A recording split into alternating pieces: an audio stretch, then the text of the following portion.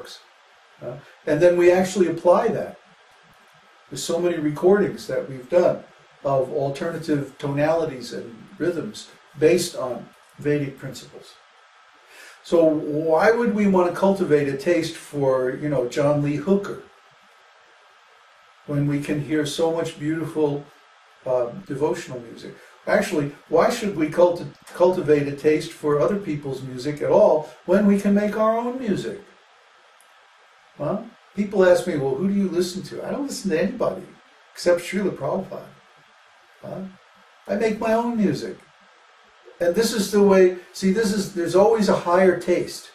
For any habit or any desire that we could cultivate in material consciousness, there's some higher taste in spiritual consciousness that can cure it, that can purify it, that can heal it. Why do we have these material desires in the first place? Because they're perverted reflections of our spiritual desires. It's natural to have desires. The soul is full of desire. And the fundamental desire is for love and happiness. But because of ignorance and lack of spiritual culture, we try to satisfy these desires in the material world. That leads to all kinds of complications and suffering. So just give that up and cultivate spiritual knowledge. Satisfy your desires in the spiritual world, and there's no complications. It's direct, immediate, and transcendental. So, any question?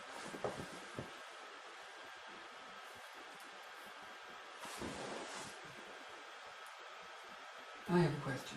Oh, can I? A person in pure devotion derives even the concept of liberation. Yeah. Now, if a person in pure devotion and service is still in a material body, although they are thinking in the spiritual realm. Oh, really? There you go. I would disagree. Okay, yeah. Well, try to understand. Pure devotional service means that one has realized his eternal identity. That means spiritual body. Swarup. Sva means the original or highest, and rupa means form. So the Swarupa means the original form, the spiritual body. Has realized. Has realized. They've attained it. Yeah. They're in their spiritual body. So then they can come into this material body and operate. Remember that movie we saw on the bus? Oh, yeah. That was such a funny movie. It was about these guys from another planet who come to Earth in a huge robot. Well, it's huge for them because they're only about this tall, and but it's the size of a human being and the shape of a human being, right? But there's all these little guys running around inside it, operating it. It was a funny movie. I don't know. We didn't even really listen to it. We just sort of watched it. Watch it from afar. Yeah.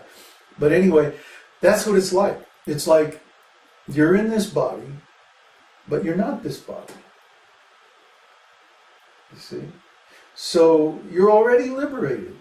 So why would you want more liberation? I mean, it's like you already have liberation, but without having to endeavor separately for it. See? It's like liberation is part of the realization of pure devotional service automatically. Okay. You don't have to. It's already given. You're already liberated. It's like you're already liberated. Why do you want liberation more? Yeah. Usually it's for the conception of removing the pain of material body. Very good. Yeah. But So- that's selfish. It's not an issue. Once you reach full realization, that's like, Well, you still have to trouble it, don't you? Look after the body. well, you have to look after the body, but that doesn't mean that you take it personally when something goes wrong with the body. Well, it hurts. Yeah, it hurts, so what? That's My the car thing. has a flat tire. What do? Do I cry? Oh my God. It's just not very It's comfortable. not going to help the car. If I get out my tools and fix it, then all right. But even then there comes a time when the car is no good anymore. I have to get rid of it. But it's not a problem. It's not that I'm upset because I have to leave the body and go on to the new one. You see the difference? There's pain and there's suffering. There's two different things. Pain is simply pain. It's just a sensation like any other sensation. Suffering is when we get all upset over it. Oh, I'm in pain. Oh. Poor me. And that hurts worse than the pain. Yeah. It flames the pain fire more. Yeah. Oh, it's psychological suffering is always worse than physical suffering. That's why they made at Guantanamo, huh? At Guantanamo, they made the terrorist prisoners listen to the Osmond brothers for hours and hours. Oh, That's so no, funny. please put me on the rack. Stick the bamboo with fingernails, anything, but not all of them. So would a pure devotion, a person in pure devotion, would they see the body then as a tool to spread the Krishna consciousness? Yeah, the body is a tool. The body is a vehicle.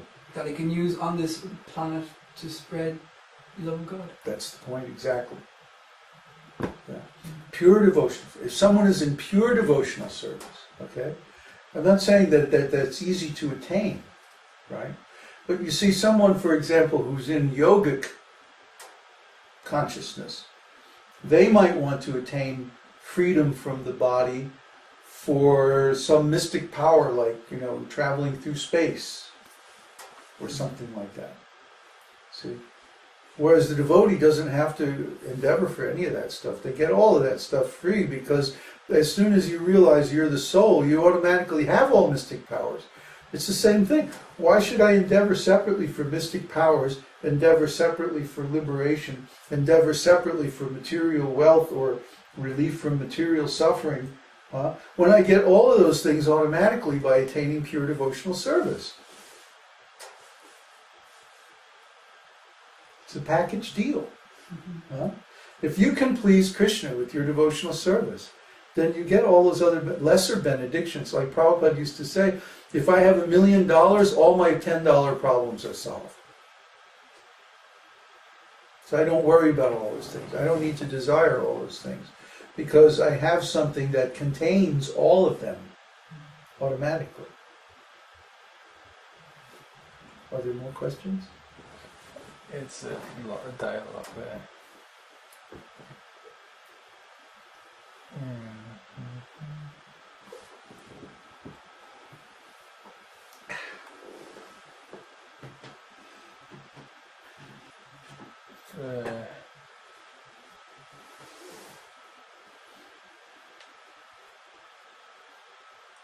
This is a tricky one. They're all tricky. From Peter. So to achieve pure devotional service, we become completely happy. But in order to execute... What happened? It moves. But in order to execute pure devotional service, we cannot be motivated by achievement of happiness. So we have to trick the mind or go against our mind? Well, either you trick the mind or the mind's going to trick you. Srila Prabhupada uses the example that if we have a thorn, we're out in the forest and we get a thorn stuck in our skin, then we can take another thorn and use it to get that thorn out. Okay, and Srimad Bhagavatam has a wonderful shloka about how the very same things that cause material bondage, when they're used with wisdom, with transcendental knowledge, are also the cause of liberation. Take the material body, for example. The material body is the cause of so many miseries. It's the cause of so many desires. The senses are always agitating. Drink, eat, smoke, smell, feel, go, do, that. But if we can take that same material body and engage all those senses in Krishna's service, then the same body that becomes the cause of bondage in this material world becomes the cause of liberation. That's tricky. That's very tricky. Well, if you can pull that trick off, then you're out of here. Yeah, you got it. That's the trick. The trick is, like Krishna says in Bhagavad-gītā, the mind is the enemy of the living entity and his friend as well. When the mind is controlled in devotional service, it's the best friend of the living entity. But the uncontrolled mind is the cause of his bondage, so it's the greatest enemy. So I would say, when the mind is controlled, in other words, when the mind is focused on Krishna's service, then it becomes the greatest